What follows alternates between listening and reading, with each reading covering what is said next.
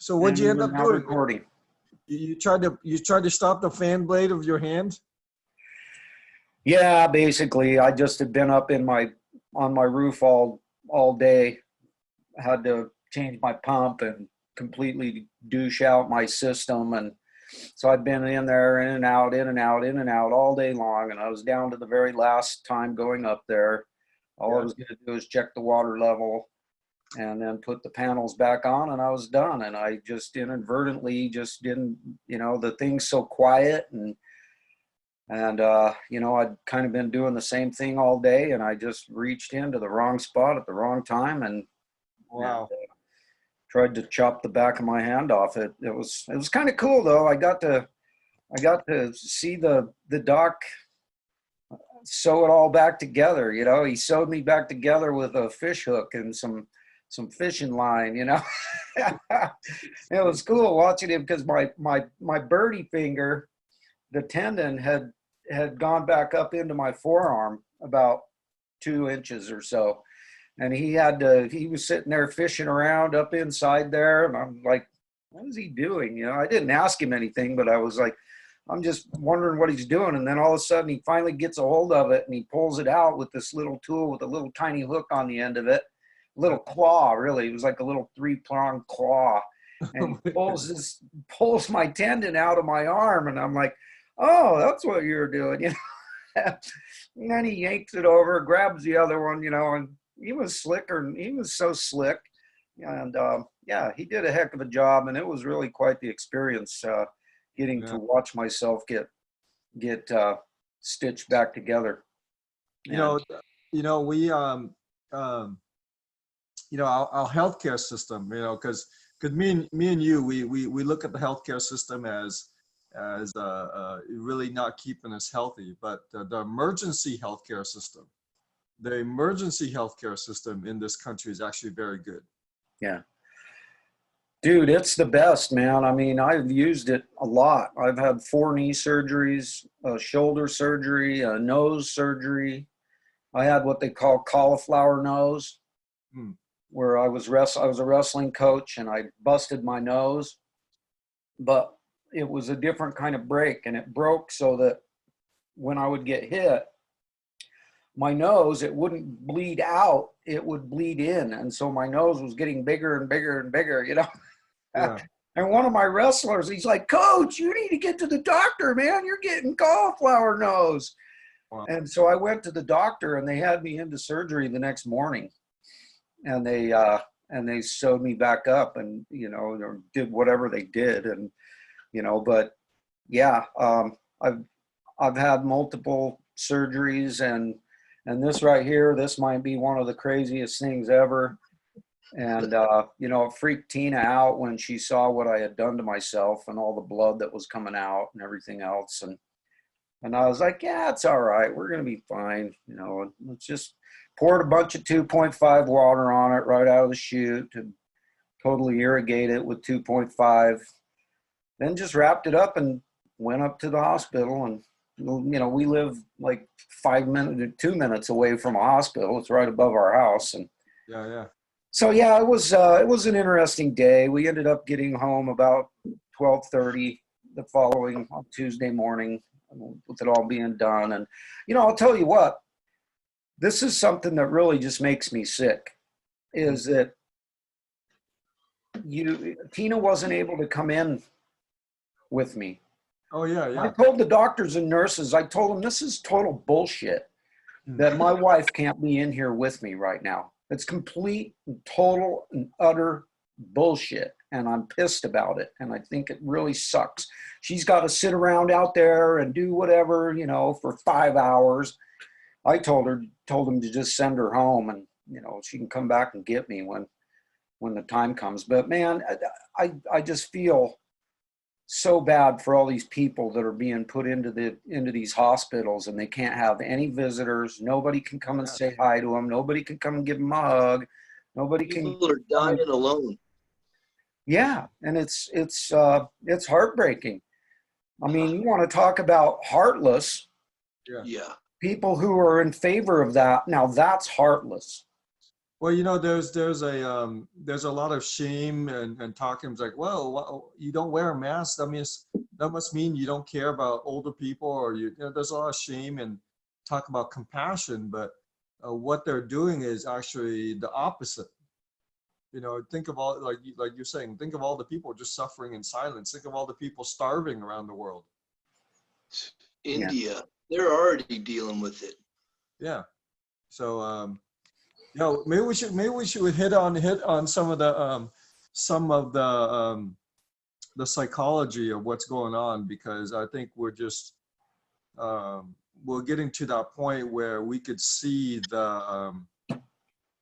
it's not fitting together. Obviously, the material, the physical things is not fitting together. You know, we're getting different stories from different people. Some people say wear a mask, don't wear a mask. It's deadly, but wearing a bandana over your face can protect you from this deadly thing. And I'm like, well, Put this square peg in a round hole for me, will you? yeah.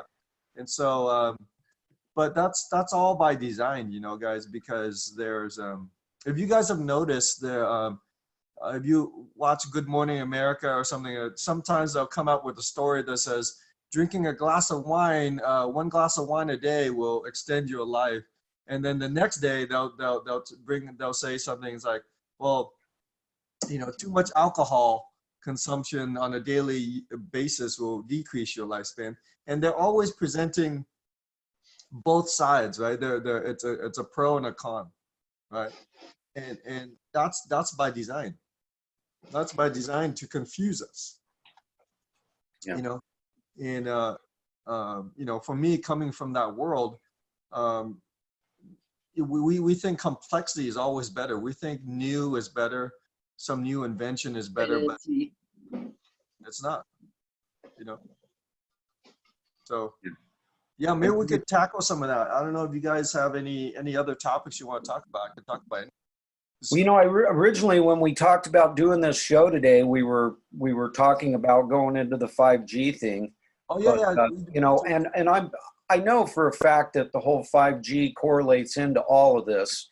Yeah. You know, how exactly and where it affects the mind, and because I know it affects the mind. We know it does, because it's messing up the neurotransmitters in our bodies, and there's no part of our body where it's more important than in our brain, where you know what's going on there. And so I'd love to hear your take on it, brother, and you know what you think. And you know, this is the one thing I really want to hopefully be able to get something in as well, is that, you know, yeah, we got some serious issues going on right now, and we certainly want to expose those issues and expose the problems of what's going on, but we also want to finish off with you know, what do we do about it? How do we protect ourselves? What do we do to help ourselves? You know, we all know, and we're not even allowed to say it, but it's kind of cool. The Dallas Fort Worth Tribune, they can go ahead and say the truth about what we have and that, but we can't. And you know, so whatever. I know that we really have one of the biggest solutions to the problem with Kangen water, but we have to be very careful about what we say and that kind of thing. And so, you know, I'd love to hear your take, brother. Yeah. Let her rip. Sam, you were saying that. It goes right to what you were saying. So, but yeah, go ahead. Yeah, so a lot of this has to go back with education. It goes, you know, you take a situation with 5G, right? And so we're getting educated by industry saying it's not very dangerous, and we don't realize that government gets its education from industry, and vice versa. You know, so you guys, I live up in Seattle here, and so we have Boeing, you know, Boeing airplanes, right? And you know, the whole 737 Max airplane issue, right? And so it's coming out now that the regulators really don't really regulate. They just kind of rubber stamp stuff that Boeing tells them, right? Boeing employees are just making fun of FAA regulators, right? And so, but this is how the system is, right? And so there's an amount of education that's coming from industry. And so we know in this country that it's a capitalistic society. We know that, right? We know business runs the world. And so what we can't really grasp our mind around is that, well, maybe these corporations are really drafting the rules and the government is playing the role of good cop. You know, the government's going to really regulate and do things for us. Like the EPA, you know, why do we even have an EPA if it's okay to pollute the lands? You know, it's just kind of like it's a good cop, bad cop type thing. Yeah. You know, so as long as there's a good cop there, then no one's going to worry about that. But, wolf in sheep's clothing. yeah, pretty much. And so, but they're all on the same side, right? I mean, the wolf and the dog are both canines. Yeah. And we forget that. We always think, well, the sheepdog's out for, you know, help out to protect us, right? Well, no, the sheepdog works for the farmer, right? And people forget that. But regarding the 5G, it goes back to education on our immune system. It goes back to education on our health system, like how the body actually functions, right? And so for the longest time, JJ, you just had your hand all torn up and they had to sew you all back. But for the longest time, that was such a big mystery for people. It's like how the body actually works, right? And even to today, it's still a big mystery. That's why we still have science today. But unfortunately, for most of our society, we think we already know what's already going. Like we think we're at the top of the food chain. We already know everything. We clearly this pandemic is showing everyone that we don't know what the heck we're doing, right? How could we wear a bandana and be safe against something that's supposedly so deadly, but it's not really, you know, that's really not so deadly. That only takes out the immunocompromised people, right? The question of 5G in cancer and diabetes and pretty much irritable bowel syndrome and every other disease goes back to the same thing: pollution. That's it. So 5G is going to be another type of pollution that your body has to deal with. It's electromagnetic pollution, just like it's water pollution, food pollution, air pollution. It's just another type of pollution that your body's going to have to deal with. And it's still going to be survival of the fittest. Can I ask you a question in regards to that? Because what you just said made me, you know, it spurred a little bit of electricity in my brain cell. And I saw a spark. Came out of your ear. It happens every now and again. But I'm wondering, because I've been trying to reach out to Sebastian Restrepo because he's got a microscope. Yeah. And he has the ability to test blood and that kind of thing. And maybe you guys might reach out to him as well with me if we don't have somebody else so we could do it with or whatever that has a microscope, because I'd like to see some. This is what I was telling him. I told him, dude, you know, you should really do us all a huge favor and do an experiment. Test your blood and look at what your blood's doing in the morning, whatever, first thing when you get up, before you drank anything, ate anything, whatever. And then, you know, test your blood, look at what it's doing, and then go out and go to the back of your house and go stand by your smart meter for 2 minutes. And then come back in and do the test again and see what it's done to your blood. And then drink yourself a nice big old chug of Kangen water, and then test your blood again. And then, you know, or something like this. I'm wondering what would be the best way to conduct something like this so that we could show, number one, that this electromagnetic radiation, and when we're talking about a smart meter here, we're talking about something that's way less than 5G radiation that's coming from that big old tower. Yeah. And, you know, so you're talking about a much smaller thing here, but the videos that I have seen done I think they could be done better. I think they could be done more effectively. And I think that they could be done showing how Kangen water can help the body protect itself against that. And my question really was, it was really like a suggestion that maybe we could work on, Sebastian, or if you've got somebody that like, if you by chance from your connections have somebody that's got one of those microscopes that might be able to do such an experiment, and then what would be the best way to do it. And because I believe that Kangen water will make a huge difference in how our body reacts to this stuff. And it would be so neat to be able to prove it. So you can look this up. You can look up just on Google Scholar, or just Google EMF, and the word A-N-D, miscarriage. EMF and miscarriage, pregnant women and their ability to carry a baby to full term.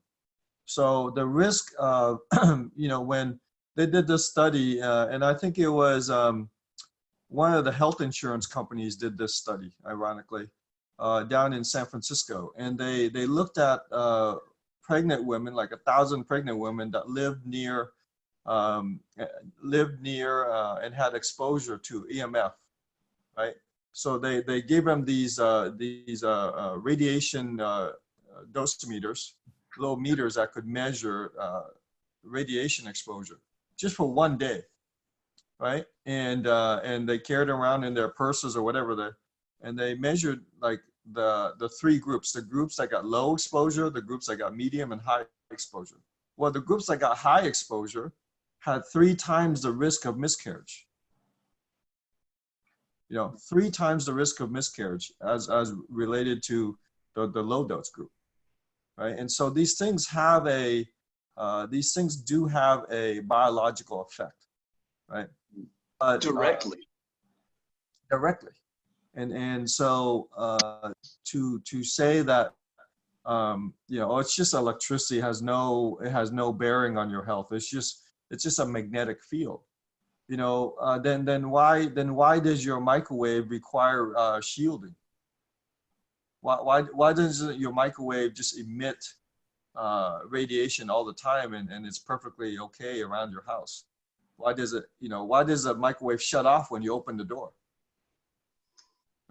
And so these things are put out by industry, and we're playing with things that we don't really fully understand. Like people today, if you talk to most of mainstream medicine, they don't really believe that you're an electrical being, right? They think that you're a chemical being, you're a mechanical being, you're a chemistry being, but there's no way that electricity has to do anything, a big component of it.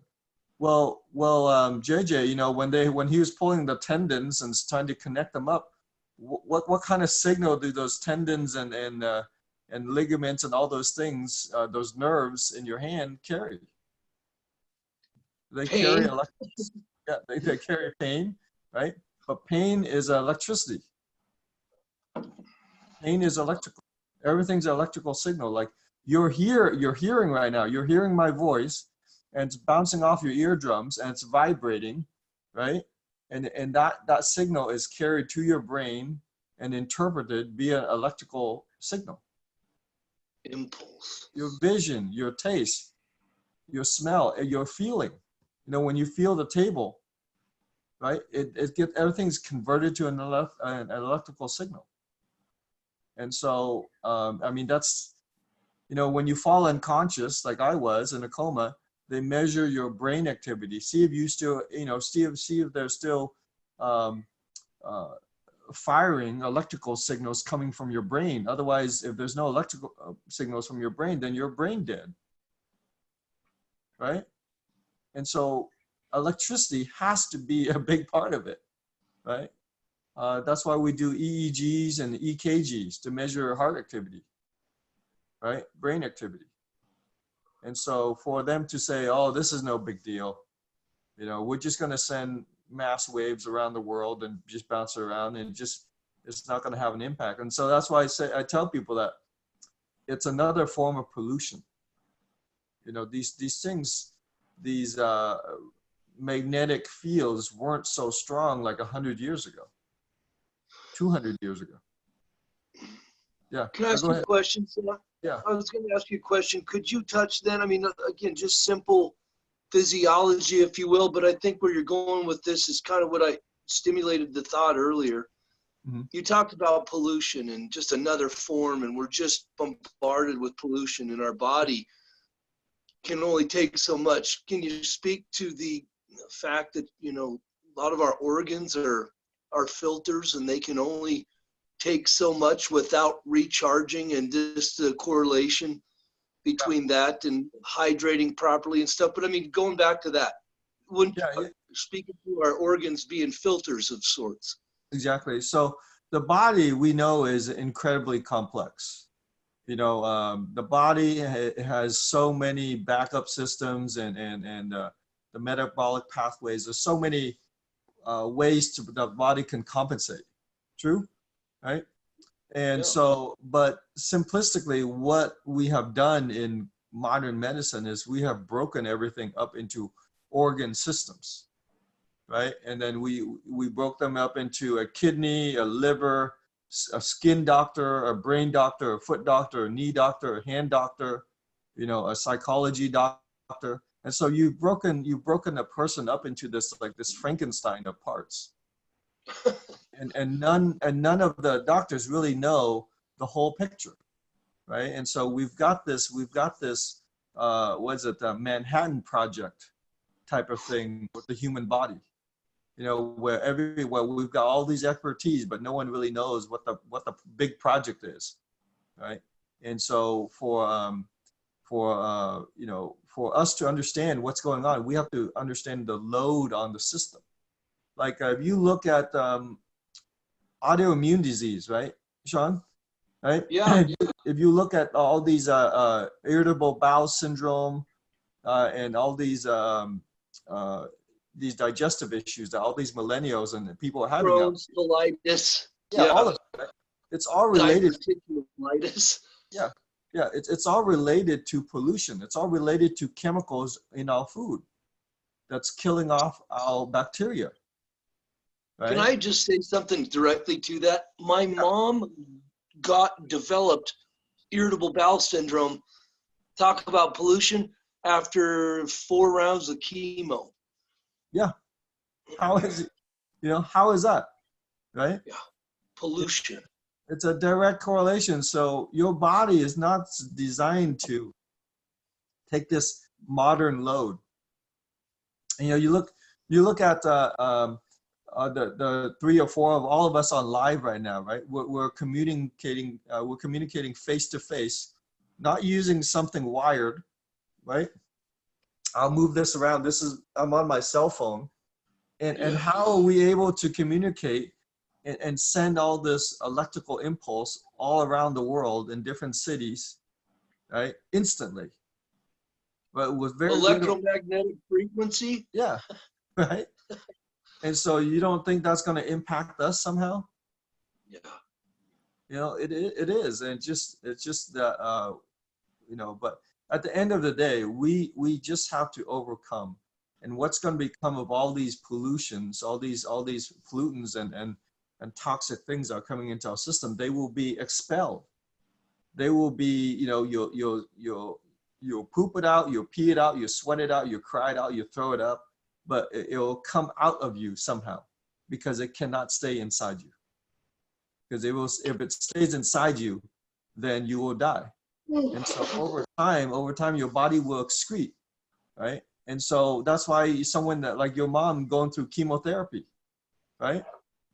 Chemotherapy, one of the biggest things is people get nauseous. They want to throw stuff up. They can't keep their food down because you just took poison in. That's a natural response to poison. You know, it's a natural response to poison is to want to throw something up. You feel like you've been run over by a train. You just want to curl up and just not move. And so your body can just recover. That's the natural response to poison, right? Whether it's approved poison or accidental poisoning or whatever, it's still poison. Right. But we're going to experience a lot of, it's ironic because under this, this guise of crisis, they can do a lot of things without doing the appropriate safety procedures, right? We can just mandate things because it's an emergency. And so therefore, yeah, it's a quote emergency. And so therefore we don't need safety things. This is a military operation. We got bigger things to handle, you know, and that's what people are waking up to. It's like, you know, this is a medical emergency. So why are you putting up all these cell towers? That doesn't seem like an emergency. I thought Sounds the like you're hospitals- pouring gasoline on a fire. Yeah, yeah. But it's to cover the industrial pollution, right? And so think about this, guys. We can never point the finger at the root cause, right? Because the root cause is us. The root cause is humanity wanting cheaper food. The root cause is humanity wanting, you know, simplicity, wanting technology like the cell phone that we're talking on. We always want these things. And so industry therefore goes and they create the fertilizers and the pesticides that grow the food in abundance because we need our, you know, 99-cent sausage McMuffin. You know, so it goes back to us. And so we can never point the finger at industry because industry is actually a reflection of us. Our wishes, our needs, what we spend our money on. Exactly. And so we're on this hamster wheel. We're on this hamster wheel trying to figure out how to get off, but we're addicted to the hamster wheel. Going nowhere. Exactly. Right. And so at some point there has to be some kind of break with the status quo. There has to be some kind of break with society. It's like, what am I a part of? What am I doing here? You know, and so you know, right now at every level, whether your MD, PhD, or whatever high, you know, ego level or low ego level, whatever it is, everyone's questioning what makes me happy, right?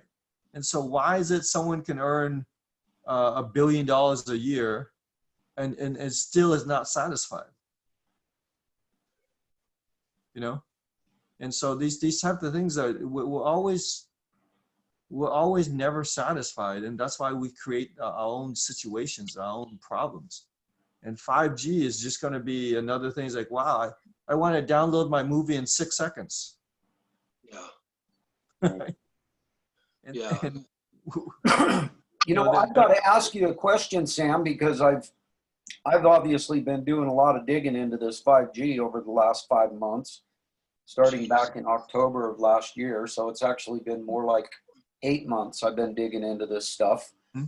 And one of the things that Antonina, she had something just real quick to say at the end of yesterday's show, which I thought was pretty compelling. And I told her, you know, we're going to have Sam on the show tomorrow, and maybe we can expand on that a little bit. But she was saying that this 5G is not just your typical upgrade in, you know, it's not just an upgrade on 4G.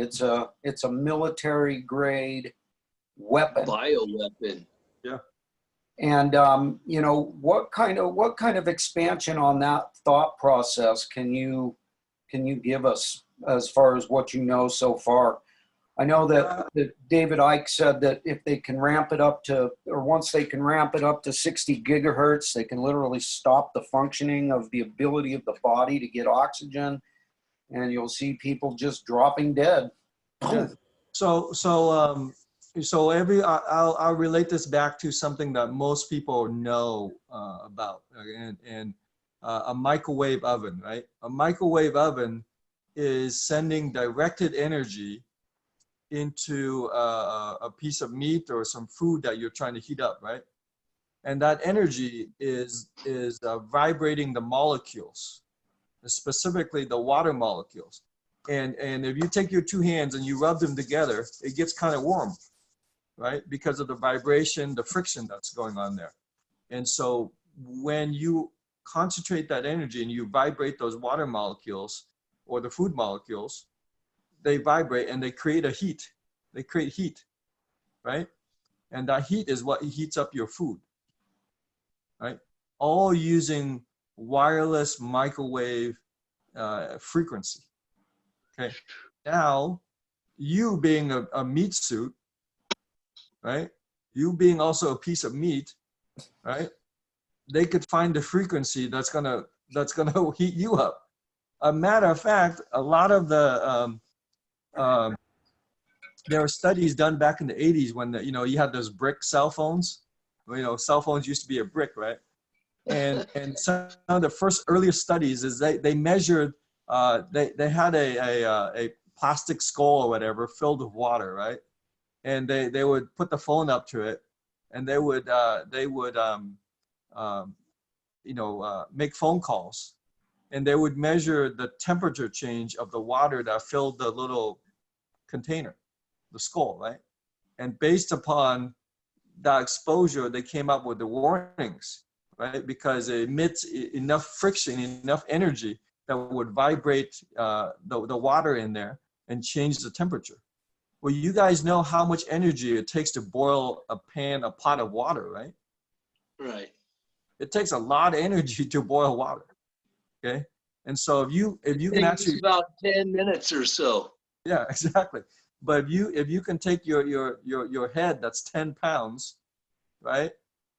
And then with a phone increase the temperature 0.1, 0.2 degrees, well, you're still emitting some kind of energy. Yeah. Right. And so now Antonina was referring to military grade. And so they have these directed energy weapons that are used to manage crowds.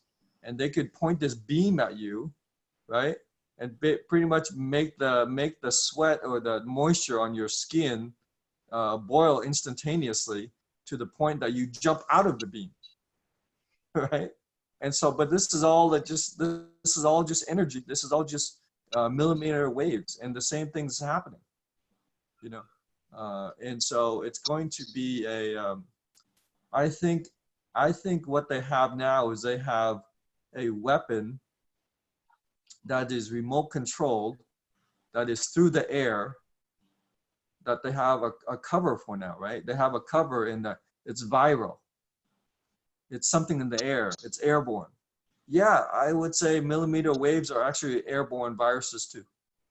And so, but it's a perfect cover because we always blame viruses and bacteria, Yeah. So it's going to be on a switch. Hey, if you look at all the pollution back in Wuhan, Wuhan, China is one of those areas that's massively polluted, right? And so they were having all these protests. True, right? For pollution. Oh, big time. They were raising hell. And then in Hong Kong too. Big time. Hong Kong, massive political protests about the communist takeover, right? All of a sudden we get some viral lockdown. Boom. No more protests. Crickets. Right? Nothing. Like, I don't know what happened to all this global pollution movement and all this stuff, all these political corruption, like everything. No one's talking about anything anymore. The Panama Papers that came out like 10 years ago about all these government officials having offshore bank accounts. Nothing became of that, right? And so this is just another weapon. But how it's going to play out is that it's going to create a lot of pollution that is going to take out the weak. It's going to take out the weak first.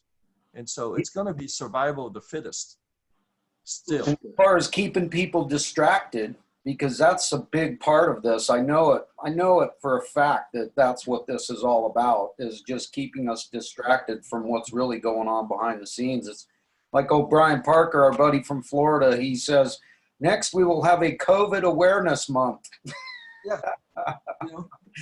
I'm like, yeah, no shit. And everyone will wear masks. There'll be pink masks. Yeah. COVID wear masks. You guys remember this terror alert scale. You remember after September 11th, there was this rainbow colored thing that was yellow, whatever, different colors, and red and orange and stuff like that. You remember that? Oh, Yep. yeah. Right? And so they're going to have something like that. They already do. Yeah. Right now, here in the great state of Utardia, we already have the red, orange, and yellow and green. And right now, we're down to yellow. In Montana, we only have that to determine the probability of forest fires. Yeah. And pretty much this is what they're going to do. They're going to, they're going to, create a situation where they control the information and they can control the threat and the perceived threat. But this can only work if we have a fear of death, right? And that's a very profound statement, because if you look at who's really dying from this, right? Over 80, over 70, with pre-existing health conditions, right? Cardiovascular disease, cancer, diabetes, right? Basically, the weak and the old amongst us are the ones that are being taken out by this so-called virus. True? Yeah. Very much so. Right? And so now we don't want to lose anyone. Never. Right? But at the end of the day, what kind of pandemic or what kind of ruthless virus only picks on the old and the sick and the weak? Something that's created by government. Well, that's called nature. It's called pollution. We were watching the Discovery yesterday. Same thing, man. These Arctic wolves were surrounding, and they identified, one of the infirm, and as soon as they kind of separated that, man, they all went to it, and it lights out, See, but it functions differently in nature, right? In nature, the health of the herd is actually stronger when you introduce a predator, right? Right. In nature, it's called survival of the fittest, right? If you're an elk that's like eating junk food all the time and watching TV and not sleeping too much, man, you're going to be one of the weak elk, and the wolves are going to come get you. Drinking hams, beer, and smoking cigarettes. That's right. Exactly, right? And so, but we think we're special, and we're not special. It's still survival of the fittest. You were talking about the psychology of it, and may I, if I may, on a couple levels. On the 5G level, as Jay John was talking about, 5G started coming out last fall. 5G started, even last summer, just a lot of the stuff, and it had me curious as well, upgrade this, upgrade that. But you think about when you started to read what the symptoms were, and, it just speaks directly to what we're talking about. The ultimate mask is the COVID-19 virus. I mean, I think that's the biggest mask of anything, because it's masking this unveiling of the 5G. So as everyone's staring at this mask, no one's seeing what's really being, used to slip in behind the door or under the carpet or whatever. That's the COVID is the ultimate mask for this 5G, and people are buying it, psychologically. Yeah. And so the psychology here is that never in the history of humanity have we been such huge narcissists, right? We have, I'm guilty. I go places and I take pictures of people, and that's how human psychology is. We like to see other happy human beings. We like to see flowers. We like to see nature. We like to see baby animals, right? We don't want to stare at words. We don't want to stare at, scientific studies. They put me to sleep. right? We want instant gratification. Exactly. We're visual animals, and therefore, you know, Facebook and Instagram have figured out that we're visual animals and given us a platform that we can be narcissists that we are, right? And our fear of death is the ultimate narcissism. You know, we do things as a species that actually puts the whole planet at risk and puts the whole all the other animals at risk, even ourselves. And we keep saying, oh, it's okay because we're, you know, it's for the better of mankind. Well, you know, technology is cool, is better for mankind, but it's also gonna do us in, you know. And so we have such a narcissistic mentality right now in society that I think before, you know, maybe 30 years, 50 years ago, people weren't so full of themselves. So maybe it was harder to pull something off like this. But because we're so full of it today, everything is about us, right? That's how come when you when you say something, even though it's not about the person, they take it personally and they get mad at you, right? Yeah. And you make some kind of general statement, right? And then they assume it's about them. It's a personal attack on them. Right. And I think to some degree that speaks to, this is badass. I love this. That speaks to the psychology of them being so wrapped up in themselves based on fear. When you talk about something like that, and when you're speaking general about humanity and you say something like, what you got to do is you got to handle it this way. Well, what do you mean me? I think it's their lack of authenticity that allows them to push their weaknesses away. They don't want to deal with them. They want to perpetuate an image. They want to create this perception. So this, you know, whole narcissistic thing is really fueled by that. Yep. Wouldn't you say? Yep. Yeah, exactly. And you're touching on something. I might be speaking generally, and if it affects me and that's something I don't want to deal with, well, it's like, well, hey, wait, what are you talking about? And that's where the defensiveness is coming, I think, a lot. So I you know, you guys know that a lot of my quote unquote former friends, right? My friends have quote unquote ghosted me, right? So I get into, you know, we have discussions and they go, well, I say, well, if you guys look at the actual numbers and look at the data, right? Look at the age groups and who's actually succumbing to this. It's the very old, that's usually above 80, and the very sick. Well, because they work in healthcare, they are biased. They can't see it. Well, Sam, you don't care for old people. I was like, no, I care for old. My mom is above 80. How did they come up with that? Just go right to the throat. But that's the thing. They feel a personal attack. And I say, well, I tell them that, you know, this is okay. So there's 640,000 people in the USA that die every year from cancer. How come we're not losing our hair over that? How come our head's not on fire? Our hair's not on fire. Heart disease. Right? Exactly. Like heart disease is like 18 million every year, repeatedly, every single year. Right? When they say, well, this is contagious, Sam. This is different. Because it's easy to blame something else. Yeah. Heart disease and cancer are mostly lifestyle related, and they're, you know, diseases that we bring on ourselves. Exactly, right? And so they tell me, well, this is contagious, Sam. You can't catch cancer, right? And I say, well, wait a minute. Are you afraid of dying or are you afraid of contagion? Which one is worse?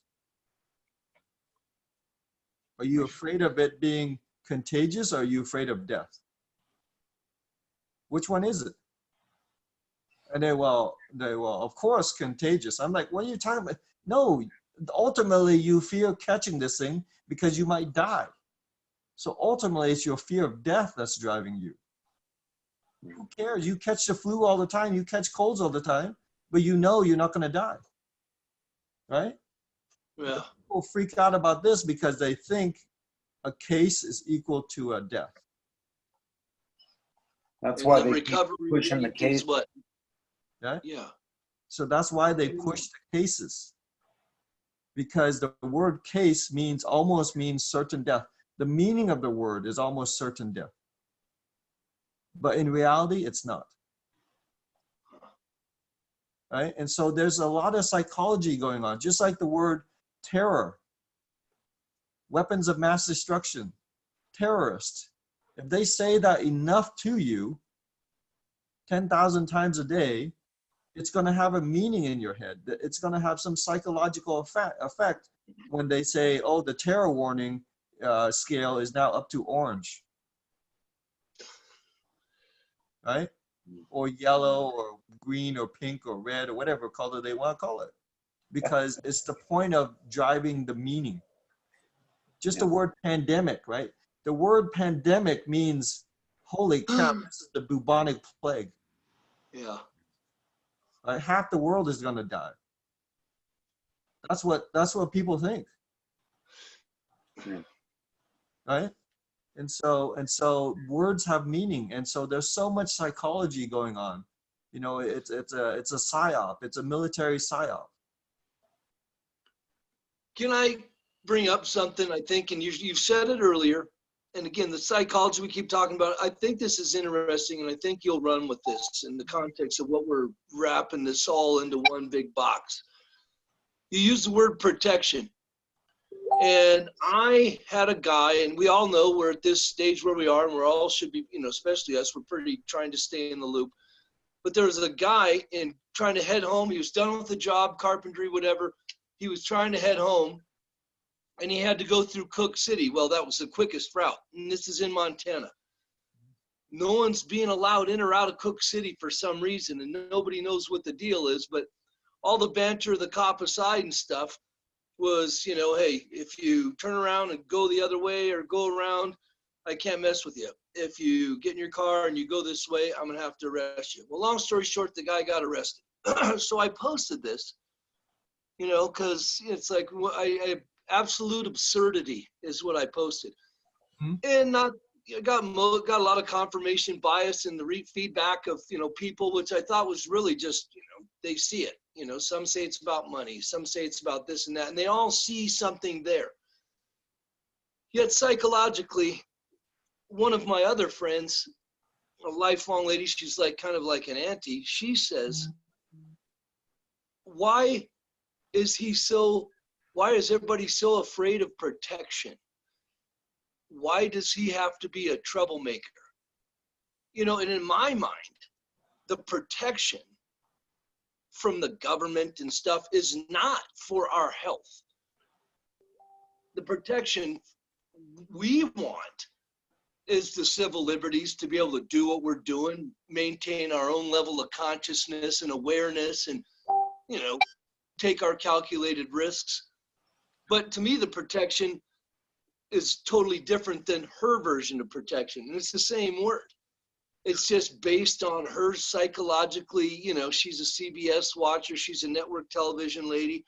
Yeah. You know, why is he so afraid of protection? Why does he have to be a troublemaker? Okay. And I thought that was crazy because she wants the government. She thinks this is all about protection of our health when we know that's not the case. Okay, so I would ask her, if the purpose is health, if the purpose is education, if the purpose is freedom, right? Then how come you're sitting in your house wearing a mask? How come you're driving in your car by yourself wearing a mask in 2020? Right?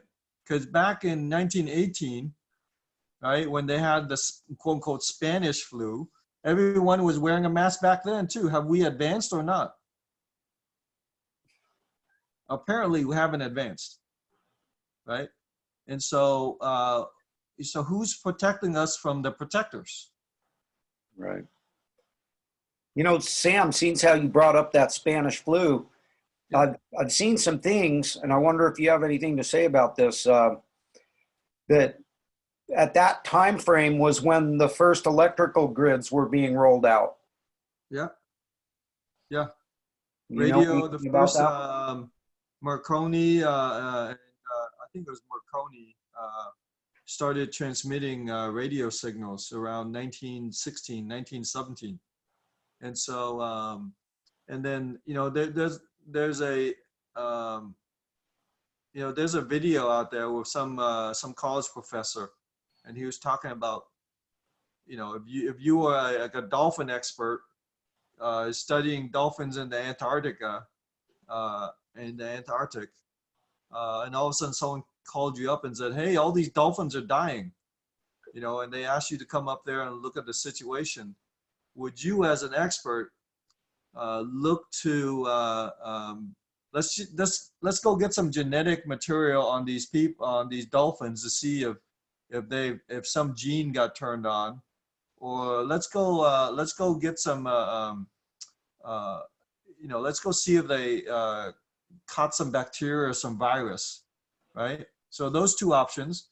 And the third option is, did someone put some like you know, oil or Roundup in the water here?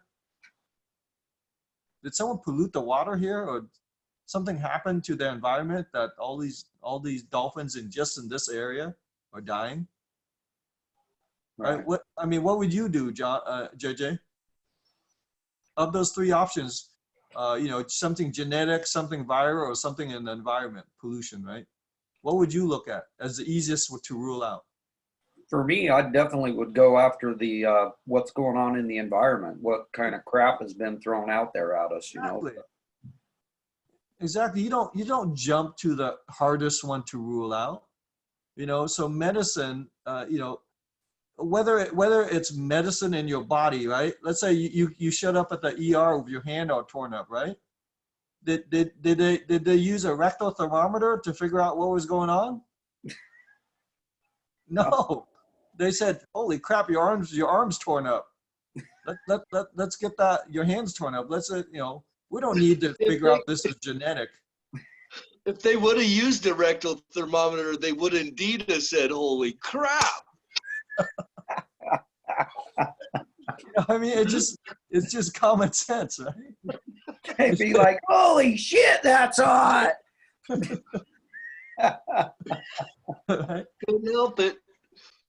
Right?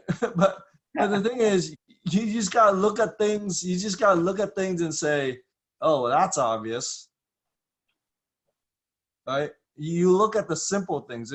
If you have a, you know, it's just like your hand, or whether it's medical or something mechanical like your car. You know, if you bring your car in and you know, you tell the mechanic that there's a clunking noise from the left front, I might want to go look at that wheel first before I look at the onboard computer. You know, that's just like a clunking noise, you know, and when I drive faster, the clunking noise is faster. Like, okay, well, I might want to look at the wheel and see what the heck's going on. Yeah, isn't that a great point? I love how you always make stuff so simple, Sam. Simple is the hardest thing to do. Yeah. Yeah. People, and that's what people don't understand, that you, JJ, so you look outside at Mother Nature, right? Every spring there are birds born, there's little baby animals running around, there's rabbits and chickens, and you know, like you have hens that lay eggs, right? Yeah. We as humans cannot make something that produces life, right?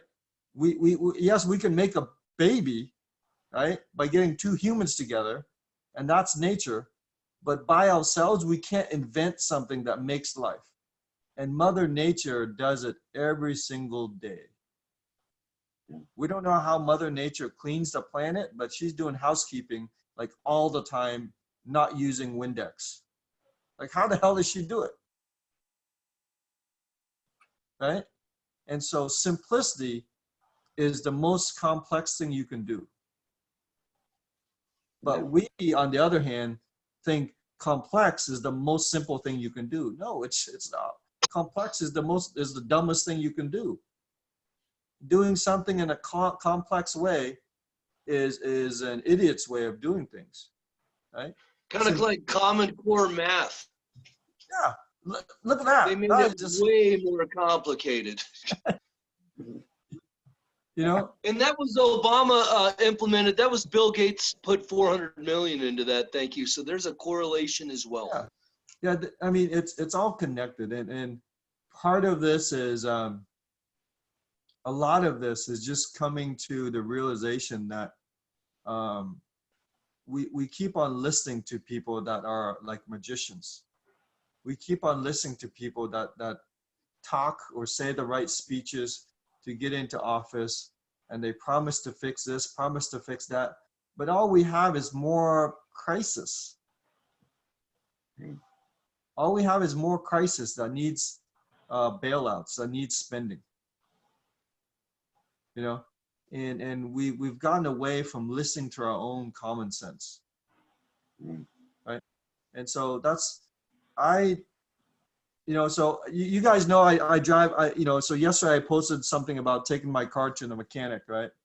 And there's things that he can do that I can't do, right?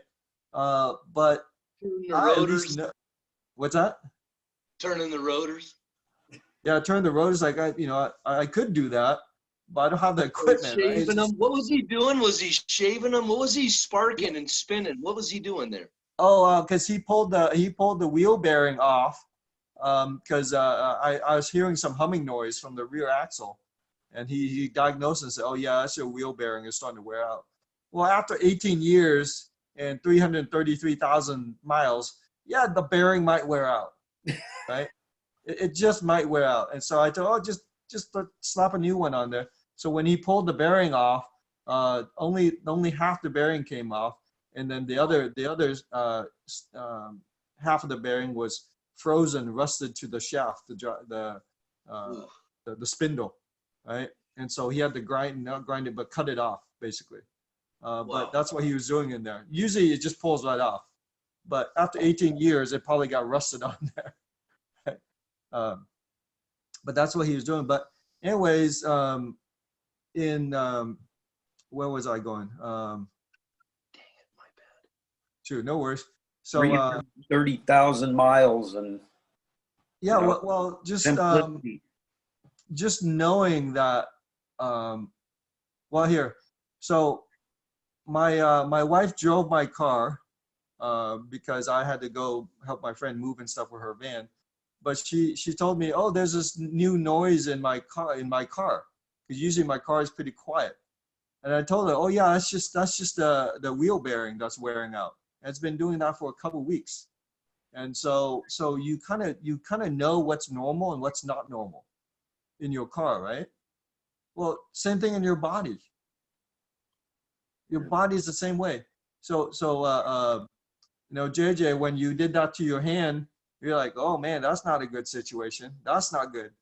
It's like, holy crap, that ain't right. That ain't kosher. So that's gonna leave a mark. Yeah. Exactly, right. And so that's just common sense, right? It's like okay, well, yeah, I probably shouldn't have done that. But the problem we have today is we keep on listening to these experts that don't know what the hell they're doing. Right?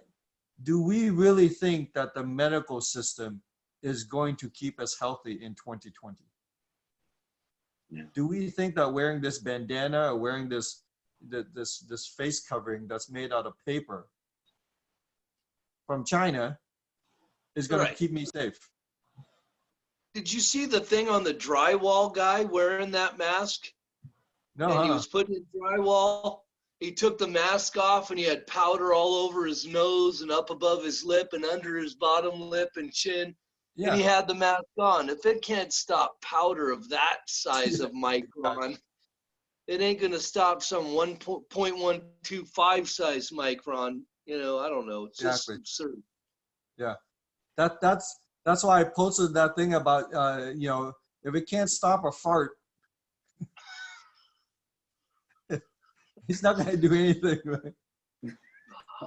It's crazy. It's like, what?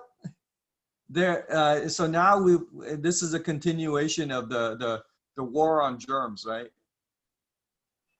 the war on germs. So now basically every time you touch your computer, every time you touch your phone, every time you touch a doorknob, you got to wonder if there's a radioactive bacteria or whatever, germs or viruses on there.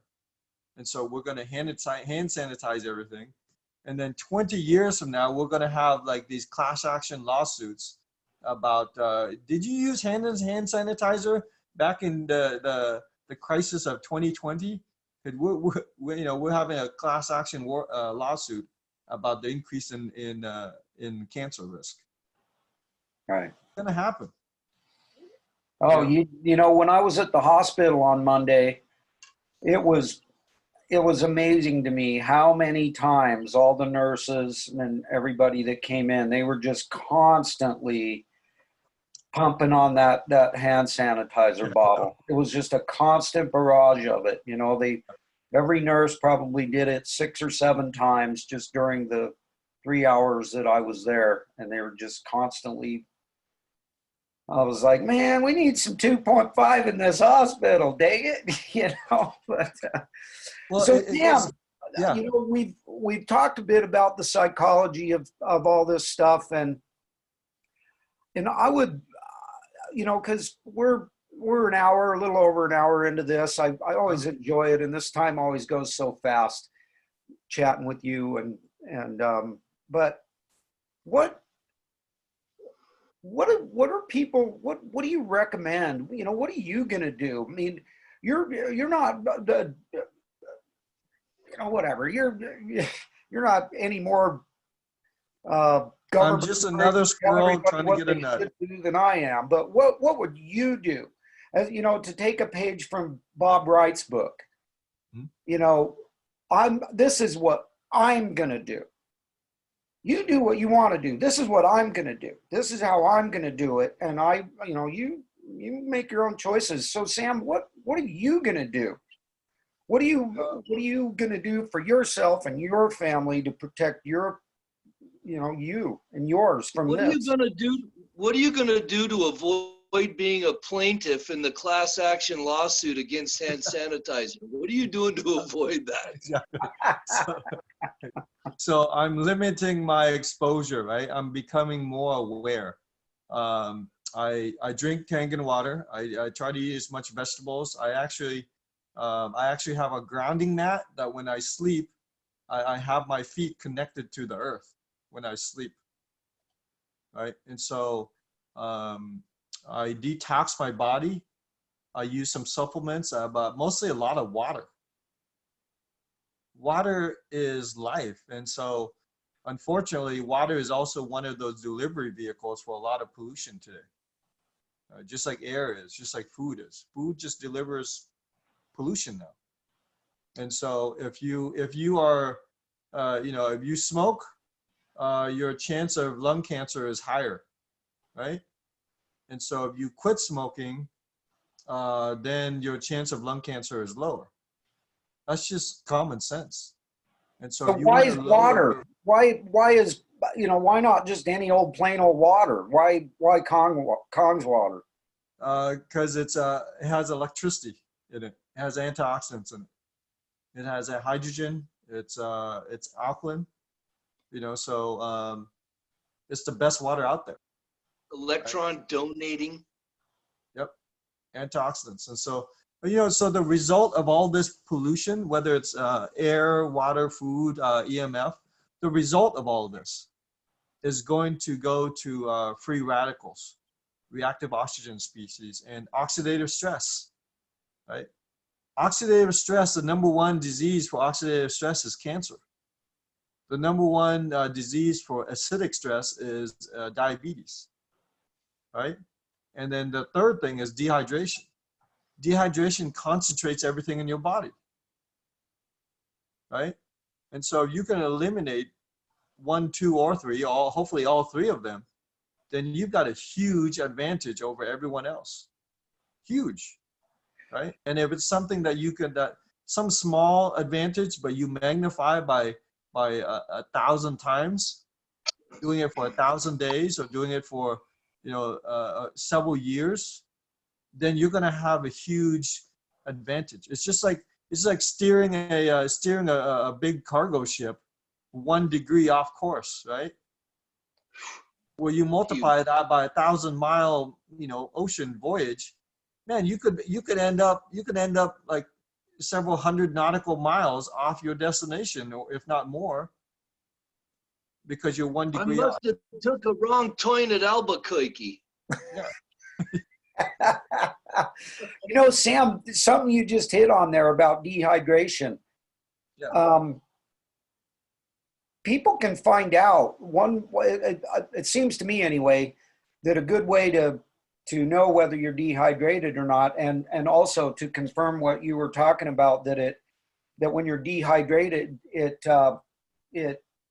like compounds everything. It maximizes and I forget what the word you used exactly was. It concentrates puts everything. more pressure on your You organs. take a piss. Yeah. And you've got this massive yellow piss that smells really gnarly and everything. That's a pretty good sign that you're dehydrated, isn't it? Yeah, exactly. And why is that? Because it's concentrating. Yeah. So JJ, so your body is 3/4 water, right? So you have 50, 70, 100 trillion cells in your body. Every single cell is 70 to 75, 80% water, right? And so if you don't have water, you will literally die, because every breath that you exhale actually has moisture. You're actually losing moisture. That's why in the winter, when the air is cold and you exhale, you can actually see the mist, because that moist air is actually freezing and causing that little the little mist, right? Because the air is like below freezing outside. And so every day you're losing about 2 liters of water just in your breath. That's crazy. 2 liters of water every day. So at minimum, to maintain everything, you have to drink about 2 liters a day. And over time, you take you're deficient a little bit today, and then you're deficient a little bit more tomorrow. Pretty soon you're going to be a lot deficient. Right. Right. And so that's why when you get an emergency situation, what's the first thing they do to you when they put you back in the ambulance? IV with salt water solution, because you're water and salt. You're a bag of walking salt water. That's it. And so I tell people, eat some potato chips and drink Kangen water. It's much cheaper. Oh, love that. You're a bag of walking salt water. Yeah. Pretty much. Pretty much. So where I come from, back in, I just got back from that funeral the other day, and it's funny, someone referred to me as salty. And I kind of laughed, because in that context, it means savvy, it means whatever. So, you sound like you're pretty salty. Yeah. I mean, okay, so have you guys ever tasted your tears? Licked your sweat? Yeah. Yeah. Right? Have you ever tasted blood? Ooh, yeah. Iron. Yeah. It's salty. Yeah. You sweat salt, you cry salt, you even sneeze out salt. Right? You cough up salt. Your blood is salty. Right? And so people don't realize that, hey, we're just salt water. That's all we are. We're water and salt. That's why if you go for a long hike in the jungle and you don't have salt, you literally lose all your salt and you cramp up and die, basically. It's crazy. It's just, and that's why the planet is 3/4 salt water, right? You guys notice that the ocean is full of salt? Yeah. Correlates with the human body. Yeah. Yeah. And so, but at the end of the day, it's just realizing that we are being challenged here.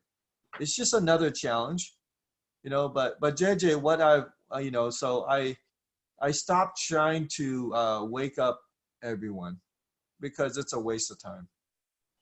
you know, you know, if people don't understand that they need to take care of themselves, then maybe they should wait for the vaccine. They should wait for the government. They should wait for the gravy train to show up. Right. And a lot of them blindly are. And that's okay. That's okay. Yeah. And so, but it's not my job to save everyone. You know, my conscience is clear that I'm saying these things, but it's being met with a lot of resistance and actually name calling and stuff like that. And I'm just gonna go, okay, well, you know, I'll just try to make you giggle and try to make you laugh or something, and with some smart comment or some smart ass comment or whatever it is. But I really know what's going on, and if people don't literally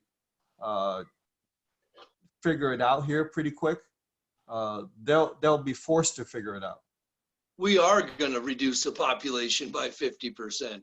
Yeah, and you know, maybe Bill Gates is onto something. Maybe he's onto something that we kind of need this as a society, right? Because you think about this, guys. So every fall and every winter, there's a mass extermination on this planet. True? Yeah. Right? Every fall, a bunch of trees die, a bunch of life basically succumbs and goes back to the earth, right? And all those nutrients degrade and return to dust, right? And every spring, new life is born, right? And there's this cycle of birth and death, birth, life, and death, birth, life, and death. It just keeps going around and around and around like that for thousands of years. We've been in balance. We've been okay with that. And all of a sudden, we became afraid of death. And within that afraid of death, they can sell us all sorts of things, right? And that's what's been going on. And so we have to come to terms that, hey, guess what? It's not the death that you should be afraid of. It's the lack of life that you should be afraid of. Amen, brother. I love it. That's right. That's the truth right there. Yeah, that's why people don't have a life. They sit inside and they watch TV. And they go on Netflix and whatever, Instagram, and watch all the other people traveling the world, and meanwhile they're staring into their box, their square. Yeah. Programmed. Yeah. You know, that's exactly it, Sam. If we got, you know, I've had friends tell me, yeah, well, you know, my dad, he lived to be 95 or whatever. You know, my mom, 98. And I say, that's awesome, but what kind of quality of life did they have for those last 20 years? Yeah. Were they really living, or were they just alive?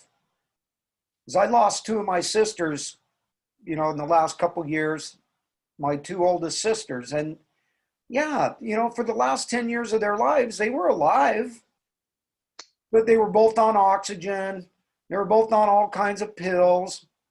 They were both suffering. They were both in and out of the hospital all the time. Is that really living? No. No.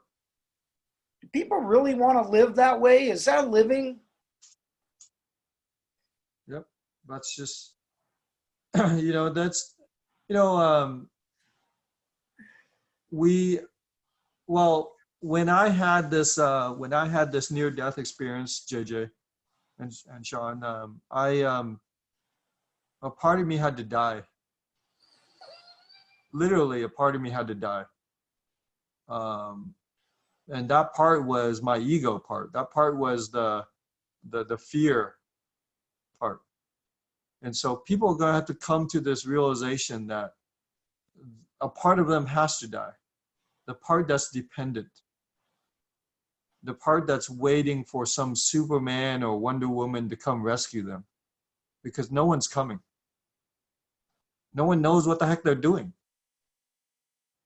Right? And so when you lose that part, you find this part of yourself that is source. You realize that you are the source of joy. You are the source of happiness, and you can create things. And the first place of creation that people need to realize is they create in their mind. And if they don't create in their mind, then someone else is going to create in their mind. Right? And so I started to think differently. I started to think, not just memorize and regurgitate. I started to think. And that was a dangerous thing to the establishment. That was a dangerous thing in corporate America, is to actually think. Right? And so that's why I said, I can't be a part of this thing. It's like, you guys are doing something immoral, basically. Right? You're selling false hope. So I'm gonna go do my thing over there. I'm gonna take my skills and what I can do for another team. Right? And so that's, but I had to come, that part of me had to die, right? I had to literally, pour gasoline on that part of my life and just, strike the match. Yeah. Because something's got to die, right? For us to be born.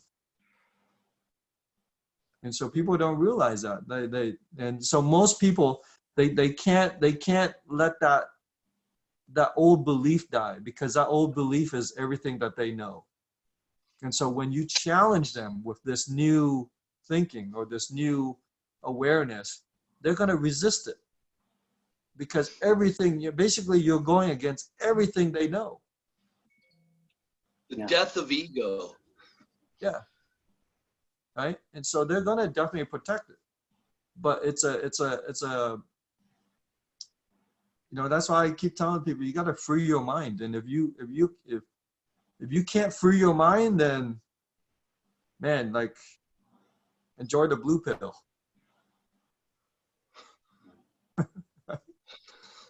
Enjoy that blue pill. But all I know is the red pill is coming for everyone. You've got a lifetime of blue pills. Yeah. At the end of it, you got a red pill coming at the end of it. Antonina said something yesterday. It's funny because my brother and I, Donnie and I, talked about this back in the day when it came out, but Matrix was indeed a documentary. Yeah. Same thing with Idiocracy. That's mine, man. That's mine. It is a documentary of the idiocracy of people today. It wasn't a comedy. I couldn't dig it. I couldn't laugh. Yeah. You laugh and cry, right? Oh, I mean, just, you gotta be shitting me. It has electrolytes. Rondo. Gatorade the plant. What a great way to end this incredible show today. You always bring the best stuff to the show, and I'm so grateful for it. And the whole thing about that, every fall and every winter there's a mass extinction that takes place on this planet, and then every spring there's massive life that just comes back. Yeah. And just all the ways that you manage to put things into a perspective that people really should be able to understand. They should be able to grasp this stuff. And I hope that we can get some really wide coverage of this for people to listen to. And, when I put this out, I have a hard time now typing because I'm the one-fingered bandit now.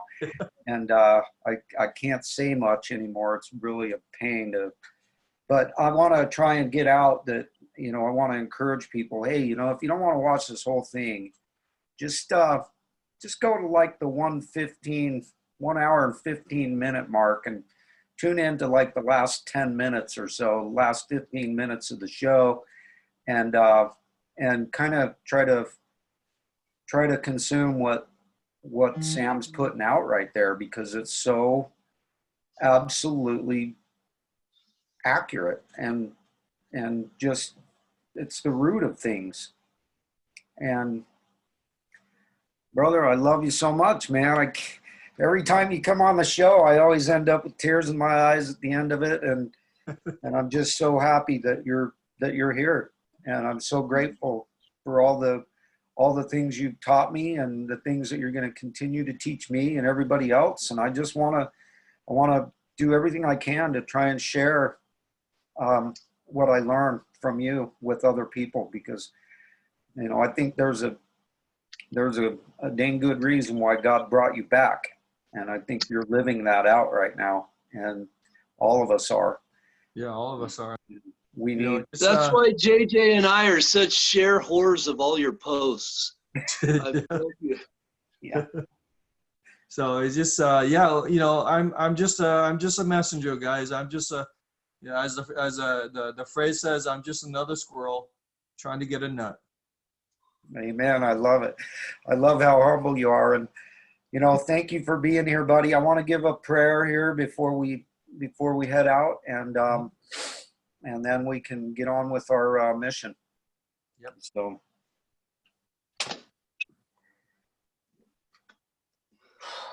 our Father in heaven, I want to thank you so much for this incredibly blessed day. It's a beautiful day out. And I really want to thank you so much for Sam Tran, for this friend of mine who has been such an incredible blessing. I want to ask that you will bless him, that you will take care of him and his family, that you will continue to help him to learn things and spread the right information, the truth, the love, the information that is so crucial to us being able to survive this storm. I ask that you will bless everybody that is out there trying to figure out what to do. They're trying to figure out how to get through all this. They're struggling, they're scared. Please give them courage. Help them to find the wisdom that they need so they can get some discernment. Help them to go after truth, no matter how much it hurts. Lord, we know that sometimes the truth hurts. But we also know that the truth can be the most healing of all things, the most beneficial of all things, and the most loving of all things. So we ask, Lord, that you will help us to continue to spread the love, spread the joy, spread the truth. And we ask these things in the name of thy Son, Jesus Christ, our Savior. Amen. Thank you so much, JJ. I'm so blessed to share this journey and this path with you guys. And you know, we're gonna have to unify the world. We're gonna have to unify the world around this.